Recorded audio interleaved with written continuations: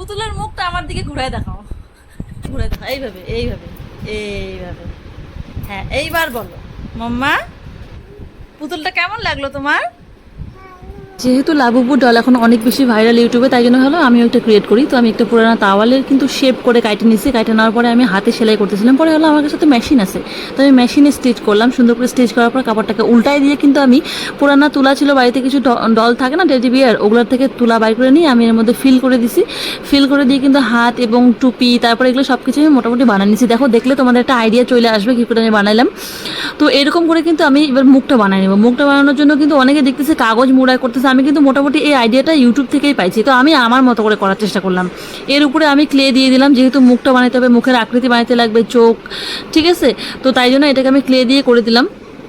করে দেওয়ার পরে কিন্তু দেখো আমি কিন্তু তুলা দিয়ে ফিল করে নিচ্ছি, আর সবগুলোকে সুন্দর করে আমি সেলাই করে নেব তুলা দিয়ে ফিল করার পরে। তারপরে এখন কিন্তু আমাকে হাত পা এগুলো বানিয়ে নিতে হবে, খুবই ছোট ছোট কিউট এই জিনিসগুলো বানাইতে আমার ভীষণ মজা লাগতেছিল।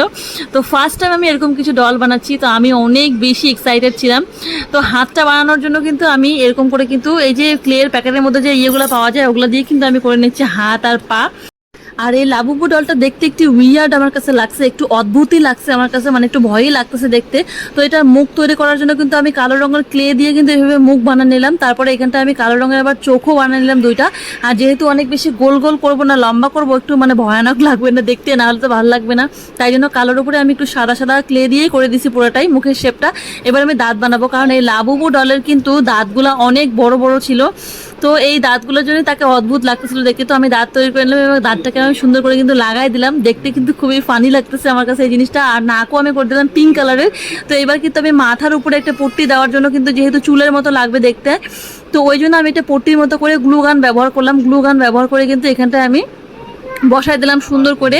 আর দেখো এবার কিন্তু আমি বডির সাথে মাথাটাকে অ্যাটাচ করব। দেখো আমি গ্লু গান দিয়ে অ্যাটাচ করে দিলাম। এবার অ্যাটাচ করার পালা হচ্ছে হাতটাকে অ্যাটাচ করে দিলাম দুই দিকেই। অ্যাটাচ করে দেওয়ার পরে কিন্তু এখন আমি তোমাদেরকে এটার ফিনিশিং লুক দেখাবো। এত সুন্দর লাগতেছে এটা দেখতে। কানও লাগাই নিলাম আমি এখানটায়, দেখো দুই সাইডে দুইটা কান কিন্তু লাগাই নিলাম। এবার তারপরে আমি কিন্তু হাতগুলোকে লাগাই নিব। দেখো আমি যে ক্লে দিয়ে হাত বানাচ্ছিলাম এগুলো একটু শুকায় নিচ্ছি প্রথমে ক্লে দিয়ে, কারণ ক্লেটা কিন্তু অনেক বেশি নরম থাকে। তো আগে শুকায় নেওয়ার পরে তারপরে কিন্তু আমি লাগাই নিলাম। তারপরে আমি কিন্তু পায়ের মধ্যে এই যে পাগুলো বানাইছিলাম এই পাগুলোকে সুন্দর করে লাগাই নিলাম। দেখো কি কিউট লাগতেছে না দেখতে, এটা আমার কাছে অনেক বেশি ভালো লাগতেছে দেখতে। মাম্মা, পুতুলটা কেমন লাগলো তোমার? তুমি কি করবা এটা দিয়ে? যেভাবে বলতেছো বলো। তুমি খেলো?